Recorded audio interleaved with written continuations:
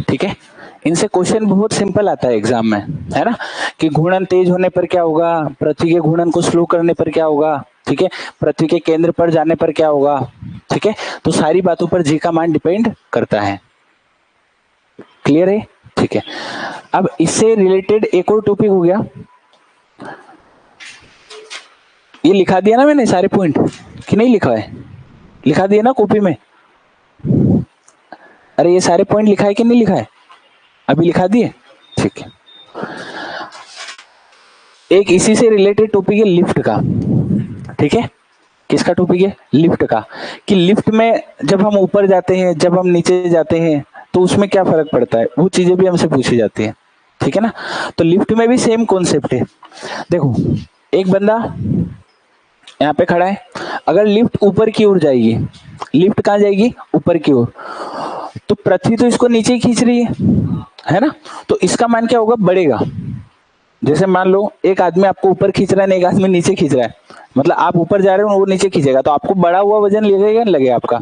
तो same concept है कि यदि लिफ्ट ऊपर की तरफ जाए तो आदमी को अपना वेट कैसा लगेगा, भार के बारे में पूछा जाता है कि, तो उसको अपना भार बढ़ता हुआ प्रतीत होगा।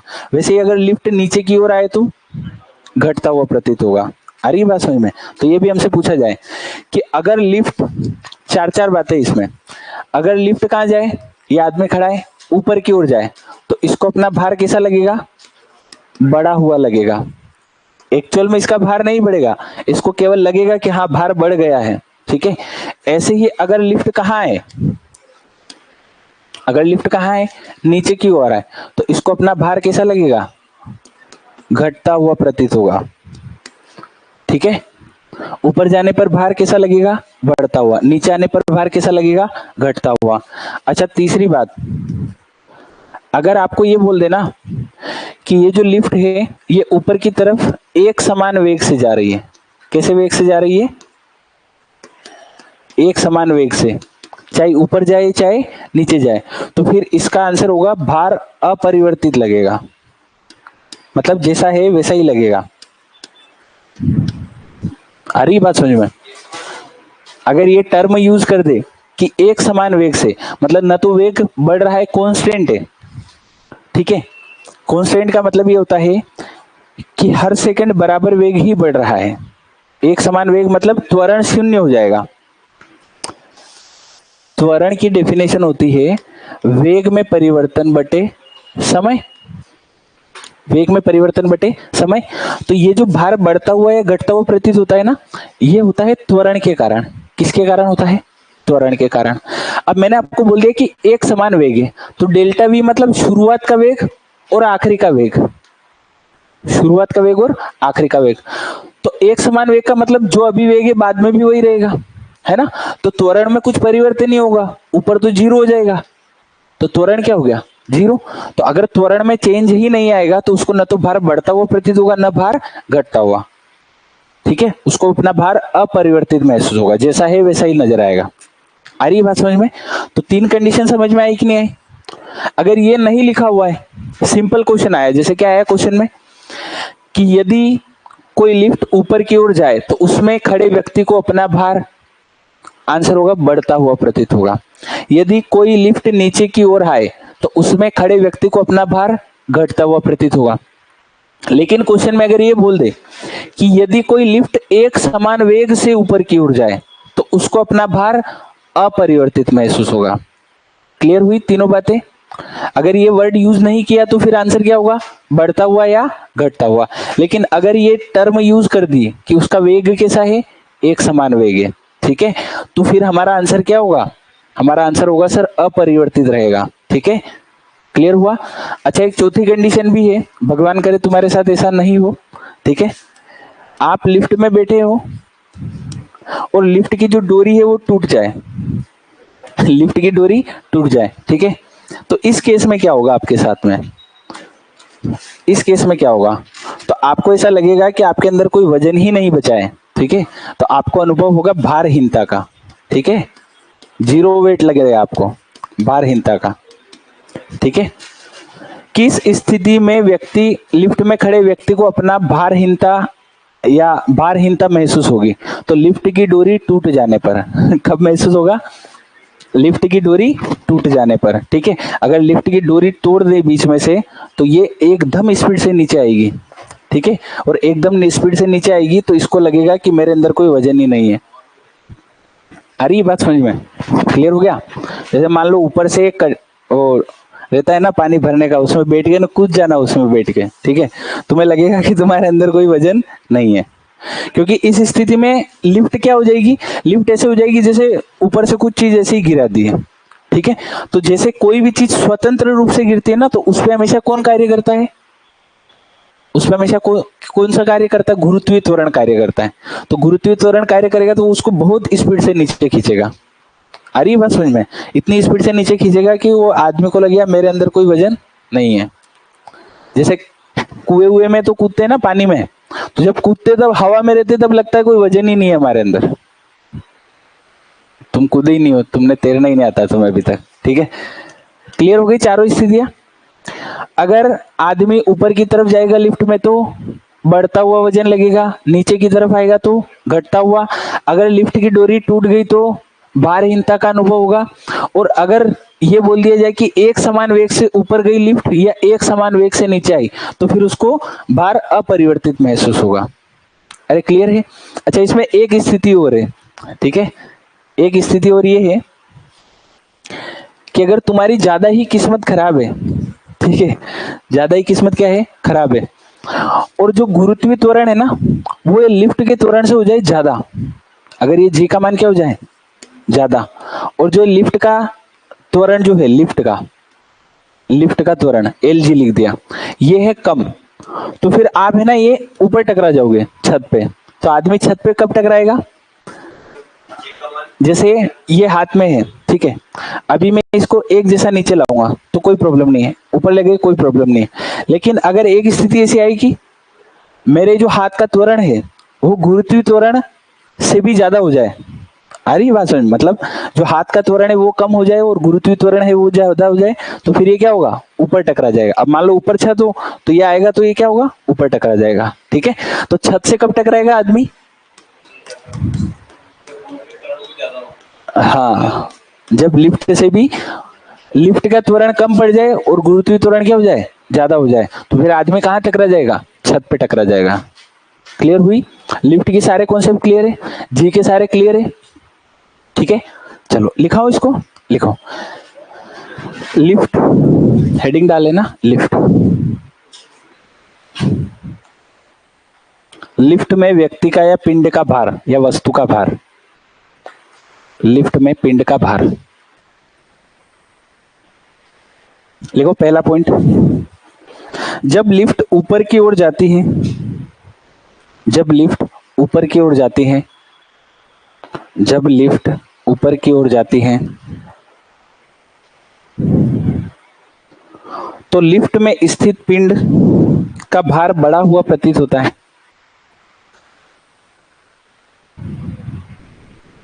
लिफ्ट में स्थित पिंड का भार बढ़ा हुआ प्रतीत होता है।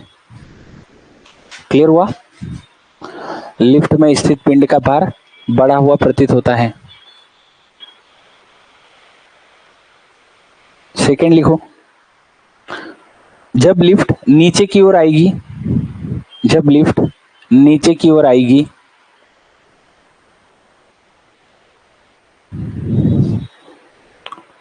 तो पिंड का भार घटता हुआ प्रतीत होगा। पिंड का भार घटता हुआ प्रतीत होगा। पिंड का भार घटता हुआ प्रतीत होगा। पिंड का भार घटता हुआ प्रतीत होगा। क्लियर हुए दोनों पॉइंट? तीसरा लिखो,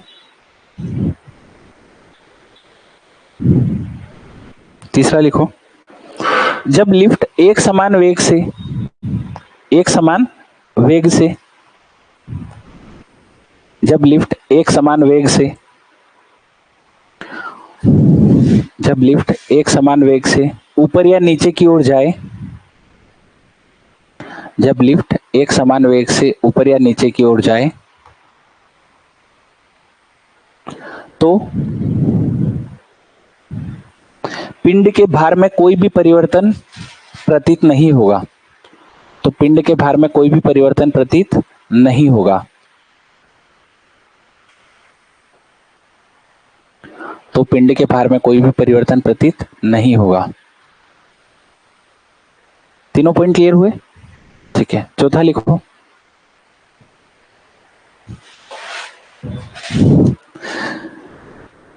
यदि लिफ्ट नीचे आते समय लिफ्ट की डोरी टूट जाए, यदि लिफ्ट नीचे आते समय लिफ्ट की डोरी टूट जाए,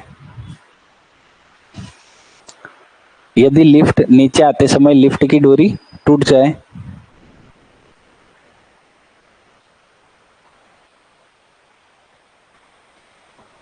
तो लिफ्ट में स्थित पिंड का मान, लिफ्ट में स्थित पिंड का मान शून्य होगा। लिफ्ट में स्थित पिंड का मान शून्य होगा। इसे हम भारहीनता की स्थिति कहते हैं। इसे हम भारहीनता की स्थिति कहते हैं। ठीक है, इसे हम भारहीनता की स्थिति कहते हैं। इसे हम भारहीनता की स्थिति कहते हैं। ठीक है, अगला लिखो पॉइंट इसमें। यदि लिफ्ट के नीचे आते समय, यदि लिफ्ट के नीचे आते समय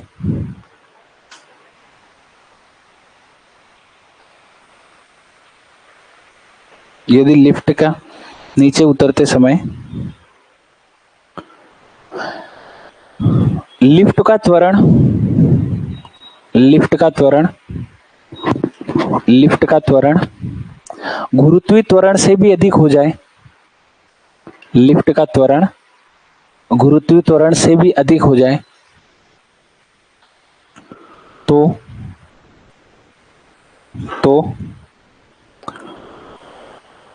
लिफ्ट में रखा पिंड उसकी फर्श से टकरा जाएगा। हाँ भाई, फर्श छत एक ही बात है। ठीक है, छत से टकरा जाएगा। लिफ्ट में रखा पिंड उसकी ऊपरी सतह से टकरा जाएगा, छत से टकरा जाएगा, सारी बातें। अरे क्लियर है? जी के मान वाले सारे क्लियर है? जी का मान याद रखना है, जी की यूनिट याद रखना है, और जी की परिवर्तन याद रखना है कि कहाँ पे क्या परिवर्तन होता है। ठीक है, केंद्र पर शून्य, ध्रुव पर अधिकतम, भूमध्य रेखा पर न्यूनतम। ठीक है, ऊपर जाने पर घटेगा, नीचे आने पर भी घटेगा। ठीक है, ये सारी चीजें। अरे यहाँ तक की बातें क्लियर है? चलो, अब आखिरी इसमें एक और नियम हमें बस पढ़ना बाकी है, फिर नियम खत्म हो जाएंगे। वो है केपलर के नियम। केपलर के नियम, केपलर के नियम। तो ये जो बंदा है ना, इसने पहले केपलर ने अपने नियम दिए थे, उसके बाद उनको ध्यान में रखते हुए न्यूटन ने अपने गति के नियम बनाए थे। आई बात समझ में? न्यूटन इसके बाद का बंदा है। ठीक है, इससे पहले भी कौन आदमी था? केपलर। तो इसने किस पे खोज करी? इसको यहाँ धरती पे तो कुछ नहीं मिला, लेकिन इसने खोज करी कि सूर्य के चारों ओर जो ग्रह चक्कर लगा रहे हैं वो कैसे लगा रहे हैं। ठीक है, तो उसके आधार पे इसने कितने नियम दिए? 3 नियम दिए। ठीक है, तो आपसे पूछा जाता है कि ग्रहों की गति के नियम किसने दिए? क्या पूछा जाता है क्वेश्चन? ग्रहों की गति के नियम को किसने परिभाषित किया है? ये नियम किसने दिए? ये केपलर द्वारा कौन से नियम दिए गए? ठीक है, तो आंसर होगा ग्रहों की गति के नियम। कितने नियम दिए ये भी पूछा जाता है, तो आंसर होगा 3 नियम दिए। कितने नियम दिए? 3। तो इसने ग्रहों की गति के बारे में हमें 3 बातें बताई। कितनी बातें बताई? 3 बातें। ठीक है, तो पहले डायग्राम से समझते हैं, फिर मैं लिखा दूंगा। देखो, ये सूर्य है हमारा। ठीक है, अच्छा बनाया वैसे। और ये ग्रह ऐसे घूमते रहते हैं। ठीक है, अभी मान लो हमारा ही ग्रह मानते हैं, हमारा पृथ्वी। सभी ग्रहों के लिए ये बात सेम है। ठीक है, हमने हमारा ये ग्रह मान लिया कि भाई सूर्य से थोड़ा दूर पृथ्वी घूम रही है। ये जो चक्कर लगाते हैं, ये ऐसा नहीं है कि पूरे गोले में चक्कर लगाते हैं। जैसे हमारी थिंकिंग क्या होती है कि ये सूर्य है और ये घूम रहे हैं, है ना? स्कूल में भी हम यही पढ़ते हैं कि ये सूर्य हो गया और ये ऐसे ऐसे हम घूमते रहते हैं। लेकिन गोलाकार तो कभी घूमते ही नहीं है। पृथ्वी, कोई भी ग्रह हो, जितने भी ग्रह हैं, सूर्य के चारों ओर गोलाकार में नहीं घूमते, वृत्ताकार नहीं घूमते। पहली बात क्लियर है? गोल गोल नहीं घूमते, हम जो घूमते हैं वो दीर्घ वृत्ताकार अक्ष में घूमते हैं। कौन से अक्ष में घूमते हैं? दीर्घ वृत्ताकार अक्ष में घूमते हैं। कक्ष, सॉरी अक्ष नहीं, कक्ष, दीर्घ वृत्ताकार कक्ष में घूमते हैं। अरे क्लियर हुई? तो ये पहली बात इसने बोली, क्या बोली? कि जो सूर्य के चारों ओर जो भी ग्रह चक्कर लगाते हैं वो कौन सी कक्षा में लगाते हैं? दीर्घ वृत्ताकार कक्षा में लगाते हैं। ठीक है, शायद इंग्लिश में इसको एक्लिप्स बोलते हैं, एक्लिप्स बोलते हैं ना, 2-3 तरह का होता है ऐसा। ठीक है, हिंदी में ही पता है मेरे को, तो दीर्घ वृत्ताकार कक्ष में। पहली बात इसने बोली। अच्छा, दूसरी बात इसने क्या बोली? कि जैसे मान लो अभी ये ग्रह घूमता घूमता यहाँ आएगा, फिर ये ग्रह यहाँ आएगा और ये सूर्य यहाँ पे है। ठीक है, मान लो इसको ए पॉइंट दे दिया और ये पॉइंट कौन सा दे दिया? बी पॉइंट दे दिया, है ना। इसको कनेक्ट कर दिया मैंने, तो ये एक त्रिभुज बना कि नहीं बना? त्रिभुज बना। अब यहाँ पे मान लो जो भी ये दूरी चलेगा, ये वाली जो भी दूरी चलेगा, तो जब ये सूर्य से दूर होगा ना, तब इसकी स्पीड होगी स्लो। इसकी स्पीड क्या होगी? स्लो। और जब ये सूर्य के पास पहुंच जाएगा तो इसकी स्पीड हो जाएगी फास्ट, है ना। यानी कि जब सूर्य से दूर होता है कोई भी ग्रह तो उसकी स्पीड होती है स्लो, और जब सूर्य के पास आ जाता है तब उसकी स्पीड हो जाती है फास्ट। ठीक है, तो ये फास्ट जो होती है ना वो तो होती है, उससे कोई प्रॉब्लम नहीं है, लेकिन ये बराबर समय में बराबर क्षेत्रफल को तय करती है। क्या बोला इसने? लेकिन ये बराबर समय में बराबर क्षेत्रफल को तय करती है। मतलब दूरी कम ज्यादा हो सकती है, इधर की दूरी अलग हो सकती है, ये दूरी ज्यादा चलेगा क्योंकि यहाँ पे चाल क्या है? यहाँ पे चाल है ज्यादा, तो दूरी भी ज्यादा चलेगा। अच्छा, यहाँ पे चाल इसकी क्या होगी? कम, तो दूरी भी क्या होगा? कम चलेगा। लेकिन ये जो क्षेत्रफल होगा ना, ये वाला, ये दोनों कंडीशन में क्या होगा? बराबर होगा। दूसरे नियम में इसने ये बोला। ठीक है, तीसरे नियम में इसने ये बोला कि ये जो सूर्य है ये एक फोकस पे स्थित है ना, तो ये जो है इसका एक अक्ष होगा, मान लो कोई भी, इस अक्ष की आधी दूरी को मैंने बोल दिया ए।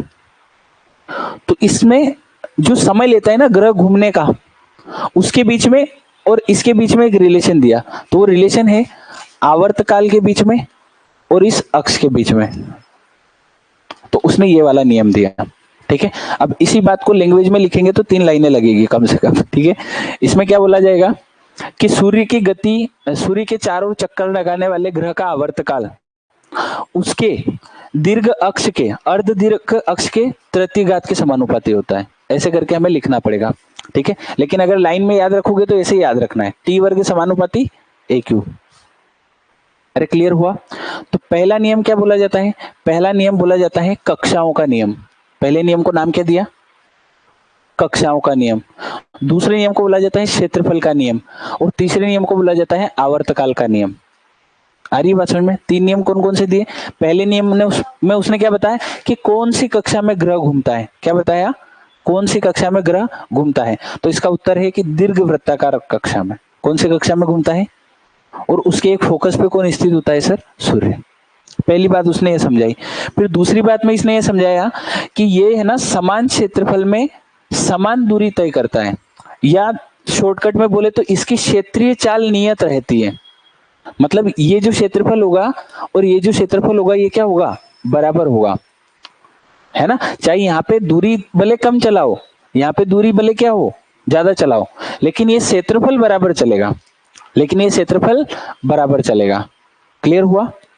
दूरी कम ज्यादा है लेकिन क्षेत्रफल क्या है? बराबर है। ठीक है, तो क्षेत्रीय चाल क्या होगी? उसकी नियत होगी। चाहे कहीं पे भी आप उठा के देखो, चाहे आप इन दोनों पॉइंट को उठा के देखो, ये क्षेत्रफल, ये क्षेत्रफल समान समय में समान क्षेत्रफल तय करता है। क्या बोलता है इसने? समान समय में समान क्षेत्रफल तय करता है। ठीक है, तो दूसरा नियम इसका क्या बोला जाता है? क्षेत्रीय चाल का नियम। क्या बोला जाता है? तो क्वेश्चन ऐसे ही आ जाता है, केपलर का कौन सा नियम क्षेत्रीय चाल का नियम कहलाता है? प्रथम, द्वितीय, तृतीय। ये सिंपल, तो हमें पता होना चाहिए क्षेत्रीय चाल वाला कौन सा नियम है? द्वितीय नियम है। पहला वाला कौन सा है? कक्षाओं का नियम है। और तीसरा वाला समय यानी कि आवर्तकाल से संबंधित है। ठीक है ना? क्लियर हुई तीनों बातें? किन तीनों में कोई डाउट है? क्लियर है? लिखाओ, हेडिंग डालो, केपलर के नियम। केपलर के नियम।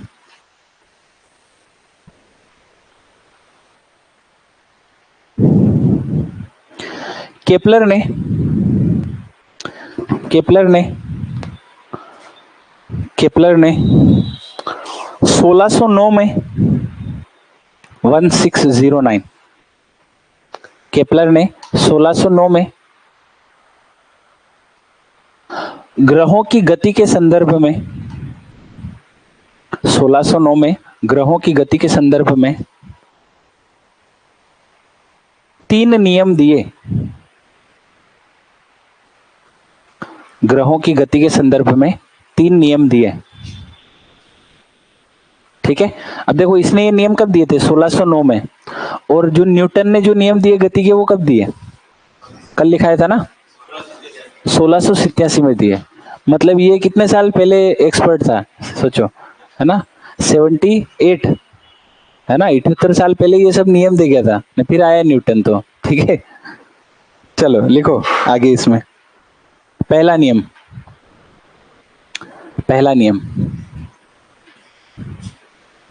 इसके अनुसार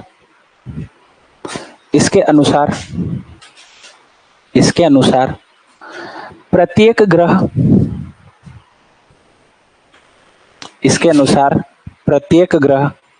सूर्य के चारों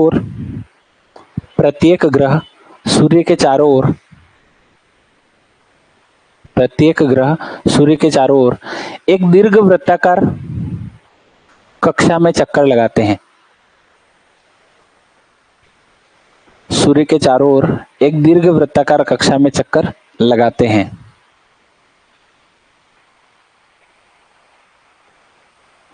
लिखा? अतः इसे कक्षाओं का नियम भी कहा जाता है।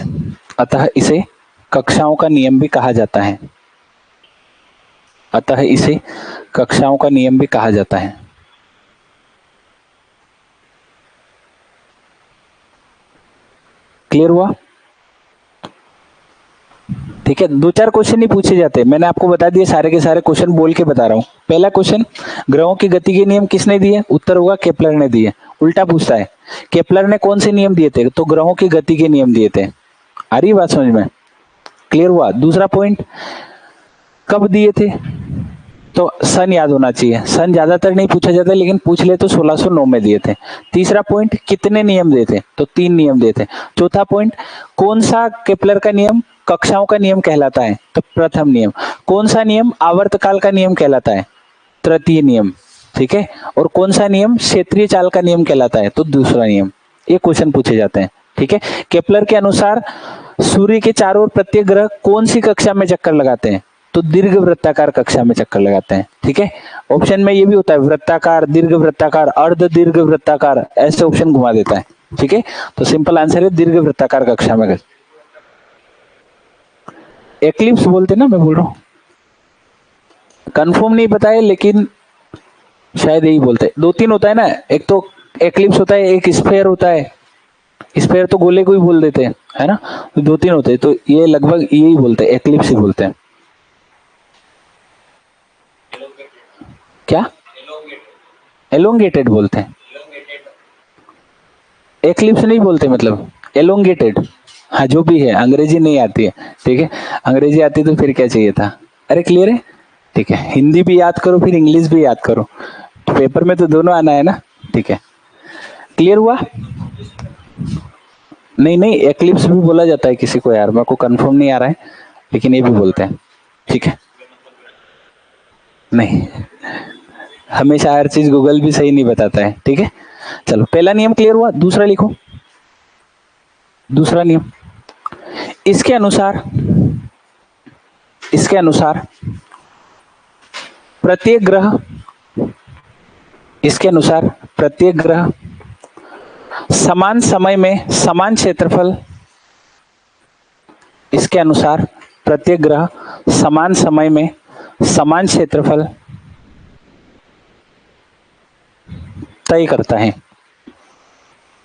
समान दूरी नहीं बोला है, समान क्षेत्रफल बोला है। ठीक है, दूरी तो ज्यादा कम होती है लेकिन क्षेत्रफल कम ज्यादा नहीं होता है।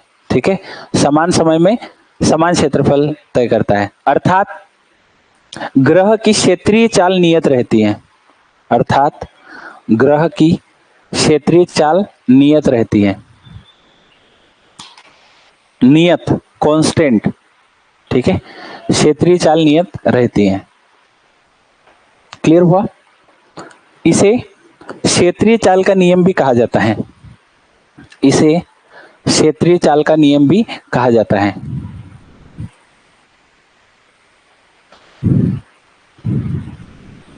इसे क्षेत्रीय चाल का नियम भी कहा जाता है, ठीक है। तीसरा नियम लिखो, आवर्तकाल का नियम। तीसरा लिखो, आवर्तकाल का नियम, ठीक है।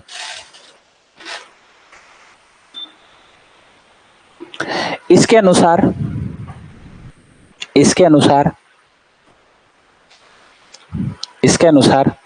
किसी ग्रह का आवर्तकाल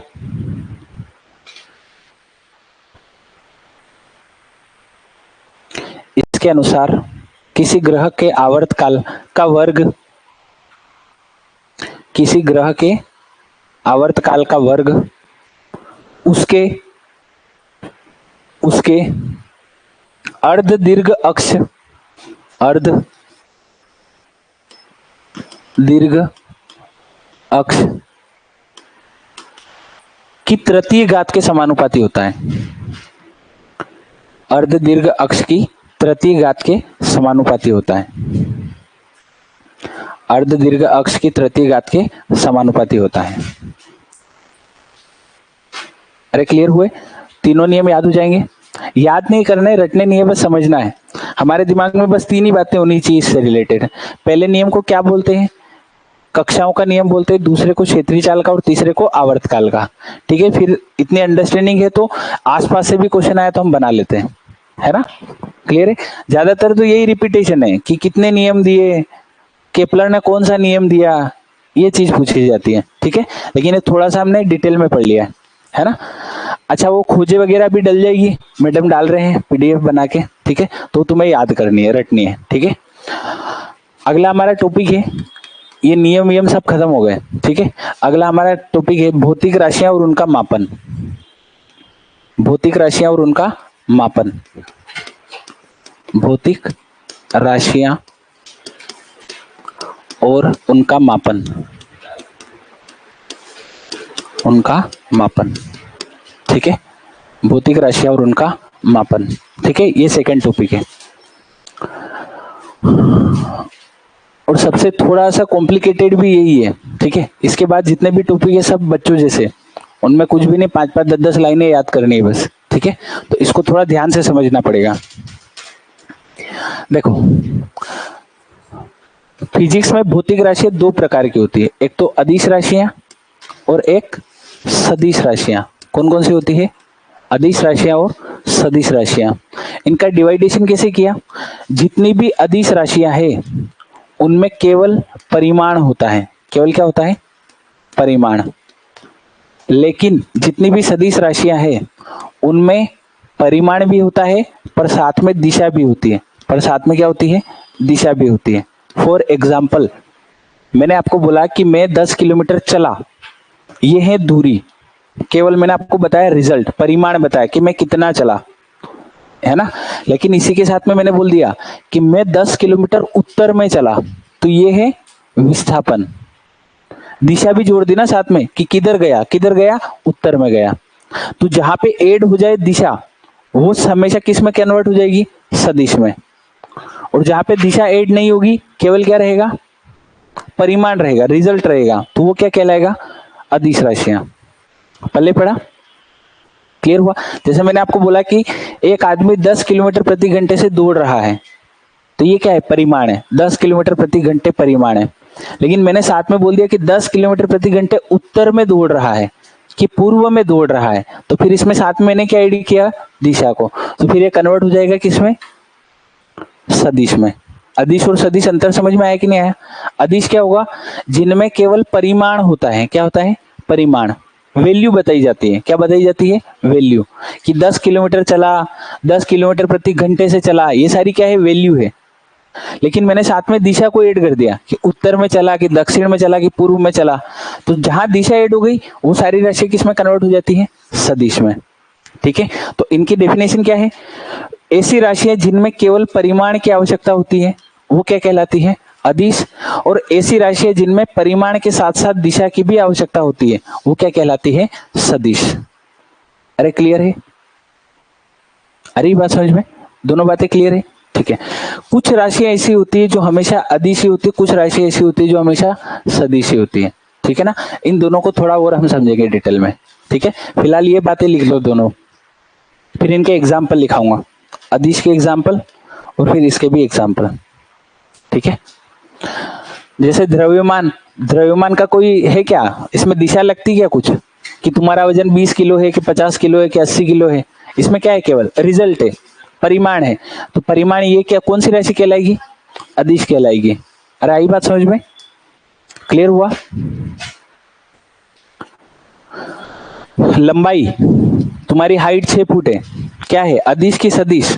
अदिश। कोई दिशा है क्या इसमें कि 6 फुट उत्तर की तरफ लंबे हो? नहीं है, तो ये सारी क्या है? अदिश राशियां। अरे क्लियर हुआ? एक तार में 10 एम्पेयर करंट है, तो ये क्या है? अदिश। ठीक है, दिशा थोड़ी बताई, इतना एम्पेयर करंट है ना?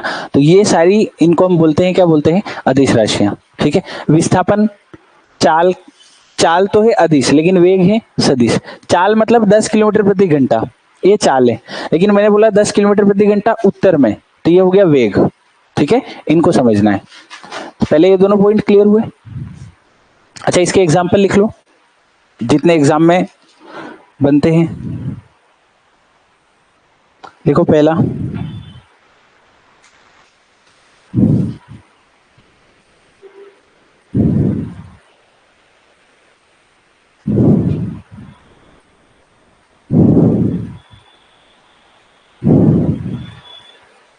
कहाँ गए एग्जाम्पल?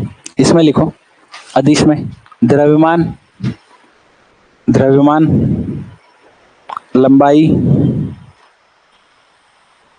द्रव्यमान, लंबाई, क्षेत्रफल, द्रव्यमान, लंबाई, क्षेत्रफल, आयतन, दूरी, चाल, दूरी, चाल, लिखा? और लिखो, शक्ति, ऊर्जा, कार्य, शक्ति, ऊर्जा, कार्य, दाब, प्रेशर, दाब, धारा,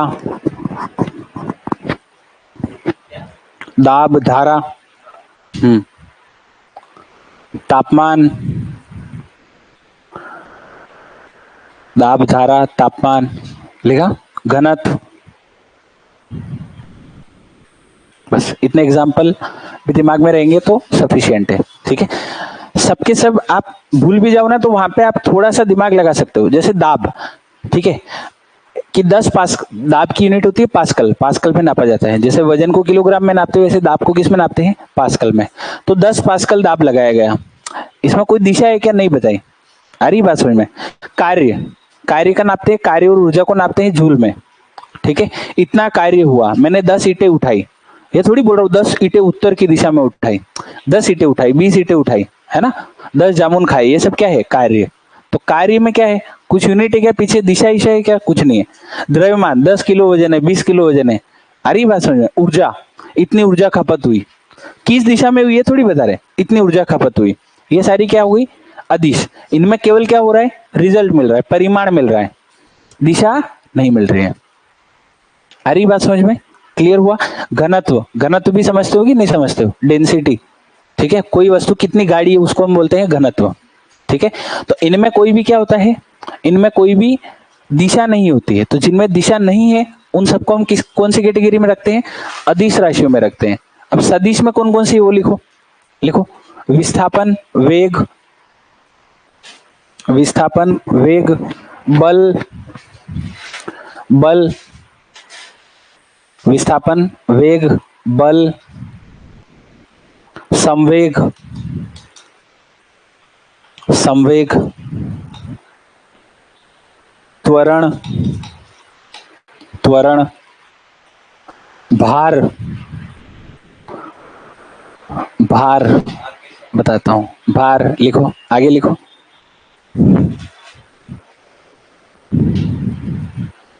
विद्युत तीव्रता, विद्युत तीव्रता, विद्युत क्षेत्र, चुंबकीय क्षेत्र, बस विद्युत क्षेत्र, चुंबकीय क्षेत्र, ठीक है। विद्युत क्षेत्र, चुंबकीय क्षेत्र, जैसे तुमने पढ़ा नहीं पढ़ा पता नहीं है, एक बाएं हाथ का फ्लेमिंग का नियम ने दाएं हाथ का फ्लेमिंग का नियम आता है, तो उसमें क्या होता है कि वो ऐसे बंदूक दिशा बताता है ना, कि एक तो आपको विद्युत धारा की दिशा बताएगा, एक आपको चुंबकीय क्षेत्र विद्युत क्षेत्र की दिशा बताएगा, इस टाइप से नियम है। तो वो नियम में क्या होती है, हमेशा दिशा की जरूरत पड़ती है, ठीक है। तो इसलिए विद्युत क्षेत्र हमेशा किस में आती है, सदिश राशि में। सेम कैटेगरी है चुंबकीय क्षेत्र में, उसमें भी आपको दिशा बतानी होती है, ठीक है। तीसरी बात बल, ठीक है, बल हमेशा किसी न किसी दिशा में लगाया जाता है। इस दीवार को धक्का दोगे तो बल लगेगा उधर, ऐसे उठाओगे कुछ भी तो बल लगेगा, हमेशा किसी भी वस्तु को उठाओगे तो बल किसी न किसी दिशा में लगेगा। आ रही बात समझ, कुली सामान उठाता है तो सामान उठाता है तो वो बल ऊपर की ओर लगाता है, क्लियर हुआ। तो बल के हमेशा किस कैटेगरी में रखा गया, कौन सी कैटेगरी में रखा गया, सदिश में रखा गया, क्योंकि इनमें परिमाण के साथ क्या आती है, दिशा आती है। अच्छा दूसरा एक और, जैसे मान लो हमने लिखा कि विस्थापन सदिश राशि है, विस्थापन क्या है, सदिश है। तो जो भी विस्थापन, जो भी इस कोई किसी के भी फॉर्मूले में अगर विस्थापन आया ना तो वो भी सदिश ही हो जाएगा, ठीक है। जैसे मैंने आपको वेग बोला, तो वेग जो होता है ना, वेग का सूत्र क्या होता है, विस्थापन बटे समय, क्या होता है, विस्थापन बटे समय। तो ये विस्थापन सदिश आ गया ना, सदिश आ गया, तो ये राशि भी कैसी हो जाएगी, सदिश हो जाएगी। जैसे हमने लिखा वेग सदिश है, अब मैंने आपको लिखा है समवेग, क्या लिखाया, याद होगा कल इसका फॉर्मूला बताया था, द्रव्यमान गुणित वेग, द्रव्यमान गुणित वेग। तो द्रव्यमान तो कैसी राशि है, अदिश, लेकिन इसमें गुणा किसका हो गया, सदिश का, वेग सदिश है, तो ये ओवरऑल जो राशि कहलाएगी वो क्या कहलाएगी, सदिश, है ना। अब ऐसे अगर हमें ऐसी एग्जाम देने जिसमें क्या आता है, न्यूमेरिकल्स वगैरह आते हैं, तो फिर हमें सदिश और अदिश का गुणा सीखना पड़ता है कि उनका गुणा कैसे होता है, उनका भाग कैसे होता है, ठीक है। लेकिन अभी हमारे फिलहाल वो चीजें काम की नहीं है, अभी हमें डायरेक्ट याद रखना है कि विस्थापन सदिश है, वेग सदिश है, संवेग सदिश है, बल सदिश है, ठीक है। इस टाइप से हमें याद रखना है। कार्य, ऊर्जा, शक्ति सब किस में आती है, अदिश में आती है, ठीक है ना। चुंबकीय क्षेत्र सदिश, विद्युत क्षेत्र, जब भी क्षेत्र की बात आए हमेशा कौन सा लगाओगे आप, सदिश, क्योंकि क्षेत्र हमेशा किसी न किसी दिशा पर ही निर्भर करेगा, गारंटीड। आ रही बात समझ में, याद हो जाएंगे ये सारे कि नहीं होंगे, क्लियर हुआ। अच्छा हमेशा अदिश की पहचान ज्यादा रखो, ठीक है, क्योंकि अदिश पहचानना आसान होता है कंपैरेटिवली किसके पहचानने के, सदिश के। तो अदिश के एग्जांपल मेन याद रखो, बाकी सदिश ऑटोमेटिक याद हो जाएंगे, ठीक है। चलो अब ये जो है ना, जैसे अदिश और सदिश राशियां होती है वैसे इनके मात्रक होते हैं। तो एक को कहते हैं मूल मात्रक और एक को कहते हैं व्युत्पन्न मात्रक। क्या बोलते हैं, व्युत्पन्न मात्रक, ठीक है। एक तो बोलते हैं मूल मात्रक, एक बोलते हैं व्युत्पन्न मात्रक, ठीक है। इनमें क्या है, इनको समझो, पहले इनकी डेफिनेशन को लिखो फिर समझाता हूं। इनकी डेफिनेशन लिखो, दोनों की लिखो, लिखो। मूल राशियों को व्यक्त करने वाले, मूल राशियों को व्यक्त करने वाले, मूल राशियों को व्यक्त करने वाले मात्रकों को हम मूल मात्रक कहते हैं। मूल राशियों को व्यक्त करने वाले मात्रकों को हम मूल मात्रक कहते हैं, ठीक है। अब मूल राशियां क्या है, तो टोटल फिजिक्स में 7 मूल राशियां डिराइव, कितनी, 7, और उनके जो मात्रक है वही 7 मात्रक मूल मात्रक कहलाते हैं, ठीक है। तो कितनी राशियां डिराइव्ड है फिजिक्स में, 7। ये 7 भी मैं आपको याद कराऊंगा थोड़ी देर में, लेकिन अभी फिलहाल आप समझो कि मूल राशियां कितनी है हमारे पास, 7। और इनको जो व्यक्त करने वाला जो मात्रक है उन्हीं को हम क्या बोलते हैं, मूल मात्रक। और जो व्युत्पन्न मात्रक है, तो इसमें नाम में स्पष्ट हो रहा है, उत्पन्न हुआ होगा कहीं ना कहीं। तो ऐसे मात्रक जो मूल मात्रकों की सहायता से दर्शाए जाते हैं, या मूल मात्रकों की सहायता से बनाए जाते हैं, उनको हम क्या बोलेंगे? व्युत्पन्न मात्रक। ये स्वतंत्र होते हैं। ये क्या होते हैं? जितने भी मूल मात्रक हैं, टोटल 7 ही है। जितने भी क्या टोटल कितने हैं? 7 ही है। ठीक है, वो 7 क्या कहलाते हैं? मूल मात्रक। जितने भी दुनिया में यूनिट बनी हुई है वो सारी उन 7 से बनी हुई है। 7 के अलावा किसी 8वें से नहीं बनी हुई है, घूम फिर के उन्हीं 7 से बनाई गई है। तो जितने भी बाकी मात्रक आपको दिखेंगे, सपोज करो मीटर नाम सुना? मीटर। अच्छा, समय सेकंड सुना? तो मीटर ये कहलाता है मूल मात्रक। सेकंड ये क्या कहलाएगा? मूल मात्रक। लेकिन जो आप इसका अगर मान लो चाल का सूत्र बनाते हो, तो चाल का सूत्र होता है दूरी बटा समय। अरे क्लियर हुआ कि नहीं हुआ? चाल का सूत्र क्या होता है? दूरी बटा समय। अच्छा, दूरी को मीटर में नापते हैं और समय को किस में नापते हैं? तो ये जो मीटर प्रति सेकंड बना, ये हमने मिलके बनाया ना। किससे मिलके बनाया? मूल मात्रकों से। तो जो भी चीजें मूल मात्रकों से मिलकर बनी हुई होती है उनको हम क्या बोलते हैं? व्युत्पन्न मात्रक बोलते हैं। ठीक है, हमेशा इसमें जितनी भी यूनिट दिखेगी सबके सब इन 7 में से कोई ना कोई होगी। आ रही बात समझ में? तो मूल मात्रक की डेफिनेशन क्या है? ऐसे मात्रक जो मूल राशियों को व्यक्त करने के लिए सहायक होते हैं, या मूल राशियों को व्यक्त करने के लिए उपयुक्त मात्रक क्या कहलाते हैं? मूल मात्रक। और व्युत्पन्न मात्रक में क्या लिखोगे? लिखो खुद से, क्या लिखोगे? मूल राशियों से बने या ऐसे मात्रक जो मूल मात्रकों की सहायता से बनाए जाते हैं। ऐसे मात्रक जो मूल मात्रकों की सहायता से बनाए जाते हैं। ऐसे मात्रक जो मूल मात्रकों की सहायता से बनाए जाते हैं।